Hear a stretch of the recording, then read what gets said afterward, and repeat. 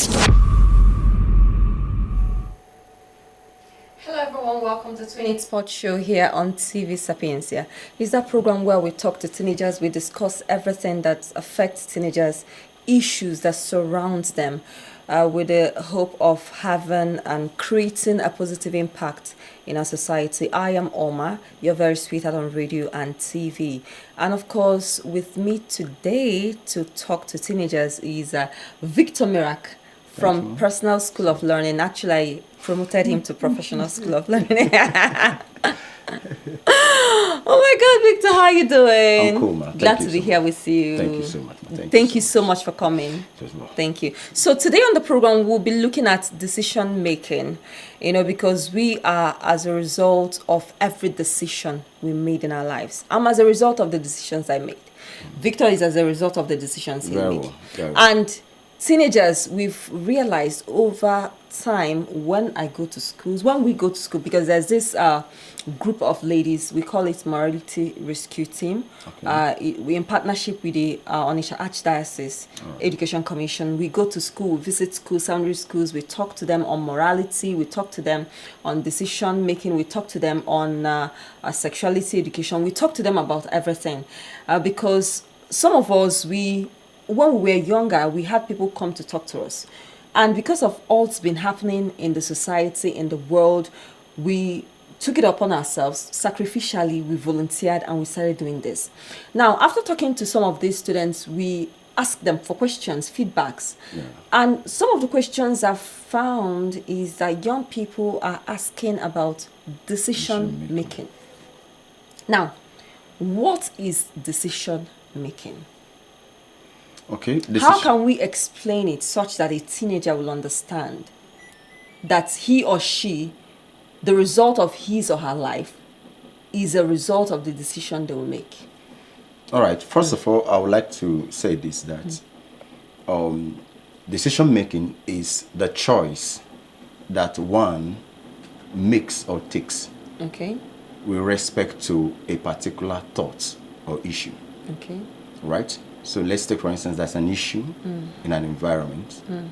So your choice of responding to that issue, the thought you had on responding to that issue, which actually brings about your action towards that issue, is what we call decision making. Decision making. Okay. So in a nutshell, we say that decision making is all about choice taking. You had a choice, you decided to take a step. To put your choice to play or to put your choice to action. So once your choice is activated, you've taken a decision. Okay. Right? So every choice you want to make, I would like to say it to every teenager. Choices have consequences. Be careful of what you choose. Because once you make a choice of doing a particular thing, you first of all thought about it and then you decided to take a step. That step you took after you must have thought about or brooded upon a particular thing, and then you decided to take an action. Once you take that action, you've actually made a decision. Actually, you said something about that for them to make that choice, they first of all think about it. Sure.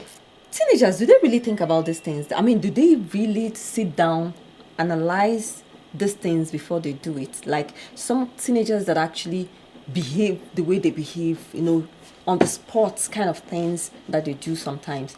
Do they really think about these things? And do they even know there are consequences? Think before you talk. Think before you act. One of the best courses that should be introduced in school is decision-making course. Yeah. If we start from the scratch to teach children how to make decisions, to a larger extent, it will help them to take hold of their life, to own their destiny. Someone will not remove you.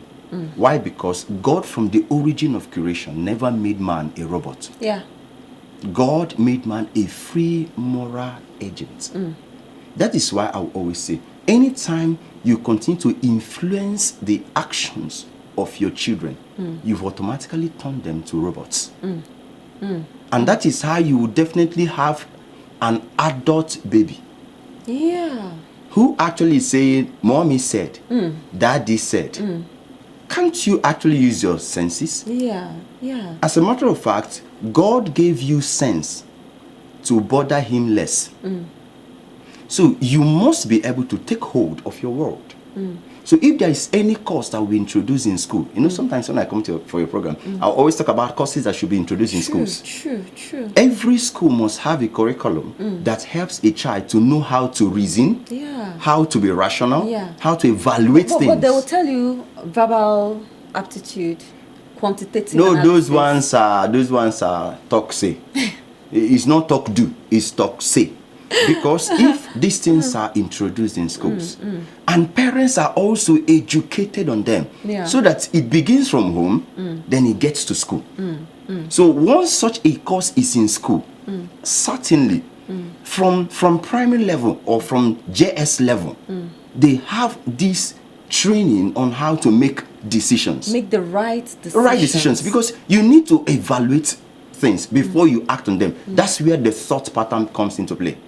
That's why the Bible says there is a way that seemeth right in the sight of men, but the end of it is destruction. Exactly. So before you get to the destruction point, you must have taken a thought process. So if you think about those things and you discover that the end point of this thing will definitely destroy my life, then you won't venture into it. And I'm just wondering right now, why is it that some teenagers don't really weigh these thoughts, think about these things, like they want to act right now? For example, we've heard of teenagers that were pressured into probably a whole lot of things, drug abuse, all sorts of manner of decadence in the society. These are teenagers from their homes. They had very excellent upbringing. But once they are out there, once they are into the society, it's like something has been unleashed. It's as if all the training... I think I said this to somebody that was on this program last week. I said this. Some teenagers, it looks as if whenever they mix with other people, it's as if everything they've been taught... It's as if their parents were wasting their time. It's as if, I'm free right now. I'm a free agent. Let me act the way I do.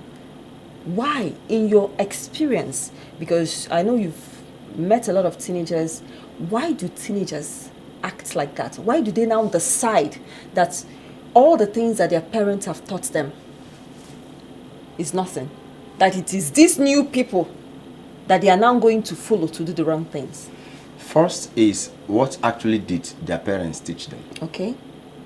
If you are a kind of parent that is so reserved, and then you have a particular thing that you pictured out, and you constrained your children, that is when they will feel like they are out of the cage. That they are caged. Okay, so that cage mentality. Before you move to another point now, that caging, okay, does it mean that, for example, if a parent does not smoke and maybe the teenager moves out there, meets other peers that are smoking. Now, to the parents might not be smoking because of the health implications or because he or she doesn't like smoking. But probably the teenager decides to test it. Is that about being reserved? No. That's what I mean. Okay. What I'm trying to say is this. There are things parents are actually saying, you should not do this thing, you should not do that thing. But one of the things that parents should know is that when you tell a teenager not to do a thing, I will advise you show the teenager why you should not do it. Okay. It is better a teenager knows the why of a thing, the what of a thing. The why and the what helps a teenager to weigh and balance. Okay. If you try to hide away the consequences of an action from a child, definitely the child will want to venture into that thing and experience something. Okay. Now let's come to the teenager. Probably growing up, your parents kept certain things away from you because they feel that it will hurt you. Okay. As a teenager, is it really right to decide to go and test that thing, to try it out, to see whether actually it's going to hurt you or not? If I were to be a parent in their shoes, that particular thing, I'm going to bring it. This is one thing that may look odd, but the truth remains that it works. Bring it and let the child know that this is this. Okay. This is the danger of this. To a larger extent, if you venture into this, this is what you are going to face. Sometimes it may not happen because of so and so reasons. But 98%, 90% sets up maybe a statistics, framed up a statistic, that 95%, 80% of people that ventures into this certainly get screwed at the end of the day. Okay. Not all, but my child, you may not be lucky to fall into the 10% remaining. Yeah. So, see, I'm trying to be frank here, because when you are frank to these teenagers, everything you said will be ringing in their head. Okay. They will know that when they want to do that, and they will know that my mom, my dad have actually shown me these things. Explain these things in details. Yeah. Let me know that it is not that this thing is totally off for everybody, but there are larger percentage that becomes victims. Okay.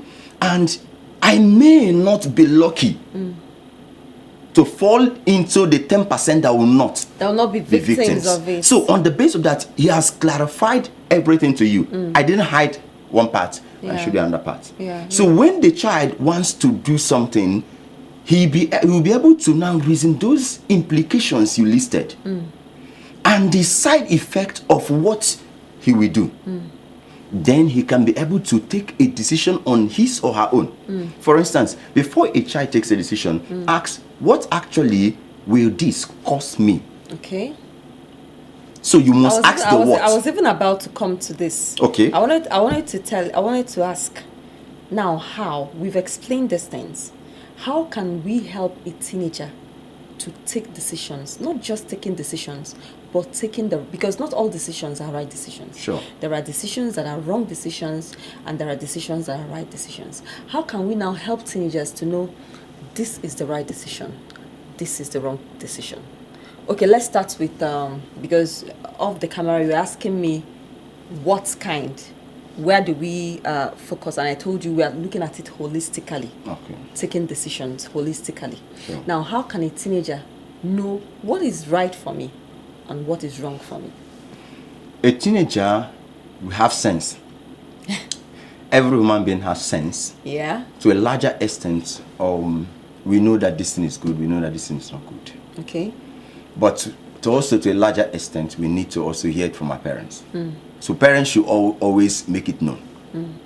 Because some of the teenagers felt, since my mom have not said it, since my dad have not said it, I think it's not yet bad. Yeah. So I encourage parents, those things you know that are not good, say it. When you say it, it sinks into their head. Okay. Now, when they want to now make the decision, I want to talk to the teenagers directly now. For you to make any decision, first of all, ask yourself, what is the reason why I want to make this choice? Okay. That's the first question. I want to make this choice because I want a result. What kind of result?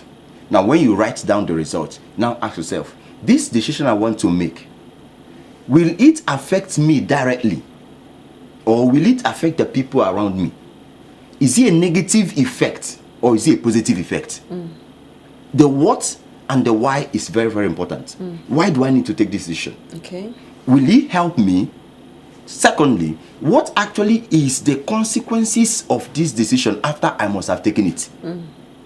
Will it affect me on a long-term base or will it affect me on a short-term base? Because the decision you take, it takes long. Yeah, sure. But certainly it will definitely affect you. So check the problem that is at hand. Check the challenge that is at hand. And then ask yourself a question. If I take this decision now, what is the end point of it? What is the effect on me and the people around me? The effect, is it right effect or is it going to be dangerous to me? This is why I said you must first of all engage your mind. Think before you act. Anything you want to do, choices have consequences. I keep telling teenagers and even adults, choices have consequences. Any choice you want to make, sit down and count the cost. What will it cost you? Because there are decisions you take silently, and there are decisions you take by action. Somebody may do something to you, and you felt like okay. Somebody told me about somebody, and I want to take a decision that I will stop talking to this person. You may have silence as a decision, but that silence is a resentment. I've resented. I'm carrying grudges or grief against the person. What is the after effect of it? Is it helping you? Because sometimes you are carrying grudges for somebody who does not even know you are carrying grudges. Now, what is the consequence? Who doesn't even realize that you're no, there? no. What's the consequence? You are the one that is being affected. Yeah. That's why I say, first of all, check the consequences on yourself. This decision I'm trying to make, I'm trying to keep quiet on this person. Is he killing you? And if it's killing you, madam or guy, you better talk. I don't like this thing you did. Somebody told me about you. This is what the person is. It true? And the person says, oh no, because sometimes you may assume that it's true. So with that, your silence is not needed. But if you must talk, you must know how to talk. Yeah. Because there's a way you voice out your anger, and at the end of the day, you spoil relationships. Exactly. So before you take any decision, you must first of all count what is the consequences of the decision I want to take. Don't take any decision without first of all thinking of what actually is the side effect of the decision. You know, some teenagers are being influenced by their peers. Sure. In fact, if there's one thing I've come to realize that affects teenagers the most, peers. Peer pressure, the need to feel among, to level up. And you see, like I have a sister of mine, very intelligent. I told her one day, you're not supposed to study arts, you're supposed to be science, you're supposed to be a science student. She said yes. That growing up, that she wasn't properly guided, that she joined art class because all her friends were in art class, and she went into art class. And I told her, you're not supposed to be, the kind of brain you have is not for art. Not that I'm not saying that art people are not, there are people that naturally this person should be a scientist. And naturally this person should be an artist. Because, for example, if you're talking about art, you're talking about literature. There are people who did art, they're not good in literature. But there are people who did sciences, they're so good in literature. That's what I'm trying to say. So the point is, teenagers who allow their peers, now this one I talked about is not so bad because she's still doing well, okay? But let's look at teenagers who started doing drugs because their fellow teenagers were doing drugs. Let's look at teenagers who joined bad gangs simply because they want to measure up, they want to level up. It's also a decision. Sure. It was their decision. Yeah. They decided, they were influenced. So how can a teenager fight off, should I call it devils or demons? How can a teenager fight off that urge to follow that particular way all over the world? Even states, societies, there are laws against drug abusers, illicit drugs. And there are campaigns all over the places that people should stop doing drugs. There are campaigns all over the places, but you still find our teenagers still tilting into these areas. What is that thing that pushes them to that place? Because it's actually decision making. Sure. They made that decision. Why is it that they cannot decide, okay, I'm not going to do drugs and stick to it? Even when their peers are coming, trying to influence them, why is it that they cannot stand their ground and say, no, I'm not doing this? Peer pressure is super powerful. You don't just push it aside. In fact, peer pressure is stronger than parental pressure. Yeah. So one of the things that should be done is that parents should take a role spiritually first, in place of prayers. You see, we can train to a larger extent, to an extent, but to the largest extent is God that helps. After you must have done the talking, do the kneeling. Okay. Because the impact of your words gets more powerful in the force of prayer, with the force of prayer. Okay. So parents, after you must have spoken to them, also pray incessantly for them. That's number one. Number two is that be free and open to your children. Okay. Tell them the good and tell them the bad to their level. And then when you are telling them, be frank with them. When you are frank with them, let them know that if there is anything that comes in between what I've just told you, feel free to tell me.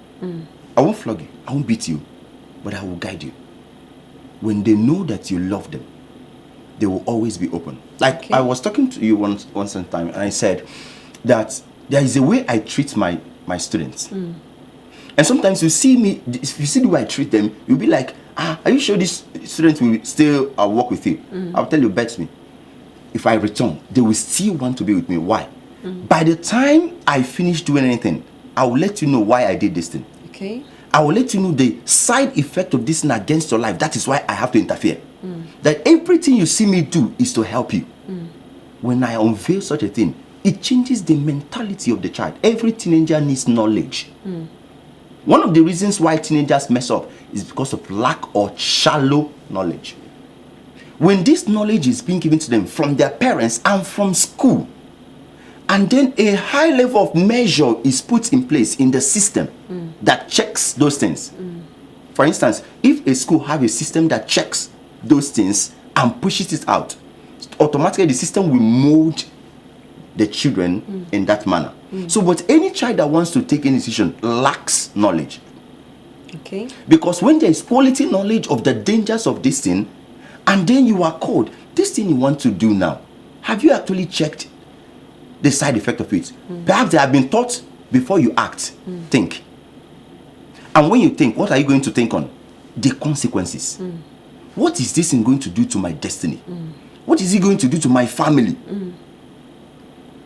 Because some persons may lose, and when you tell them this will destroy the health of your family, the life of your family members, they wouldn't want such.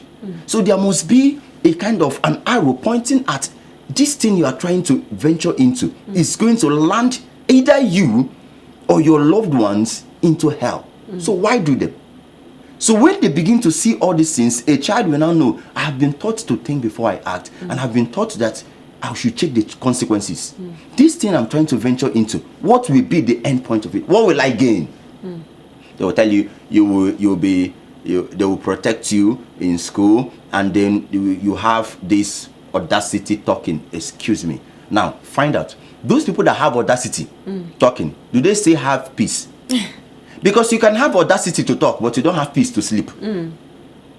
This particular drug that somebody is introducing you to actually take a sip or maybe smoke a little bit, have you actually asked yourself, the people that are doing it, where did they end?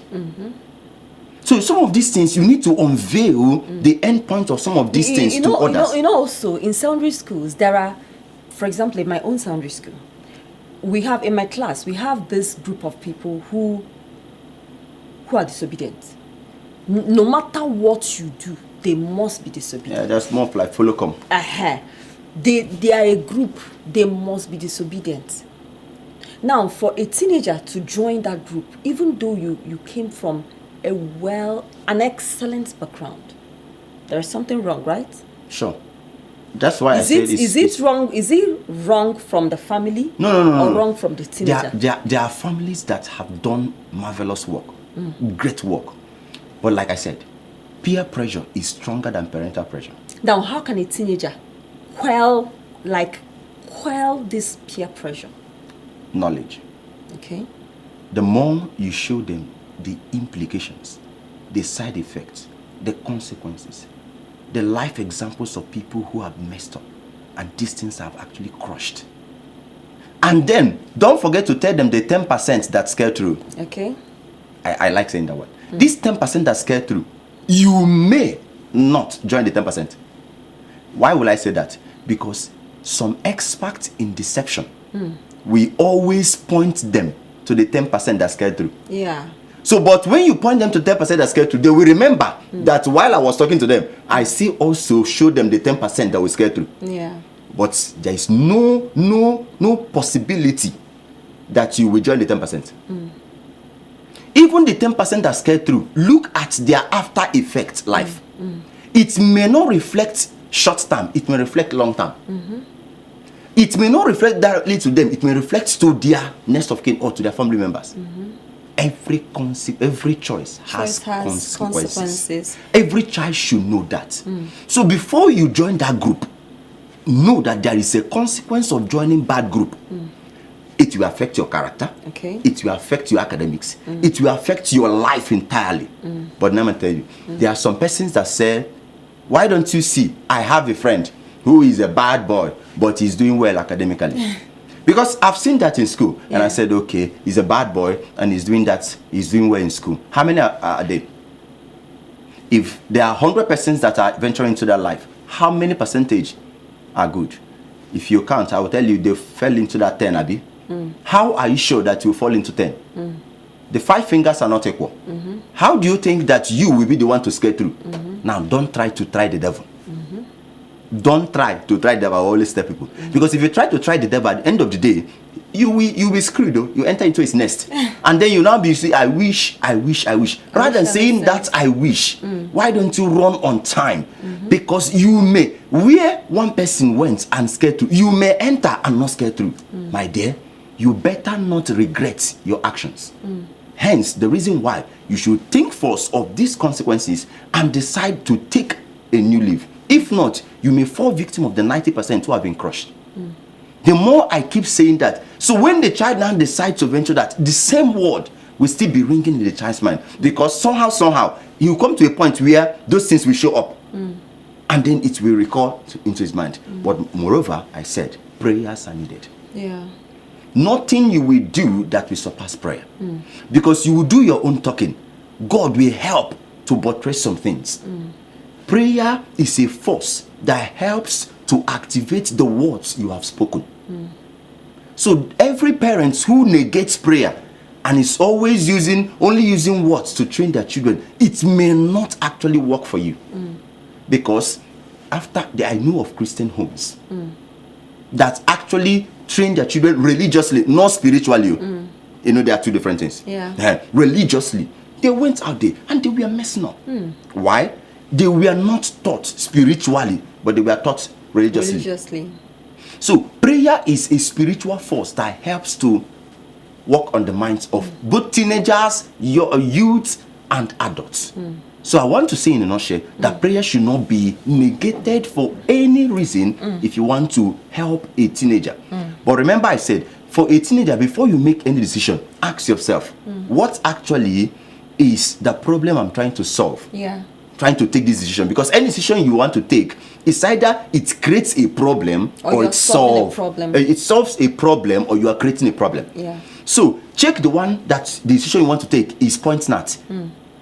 This is what some teenagers don't check.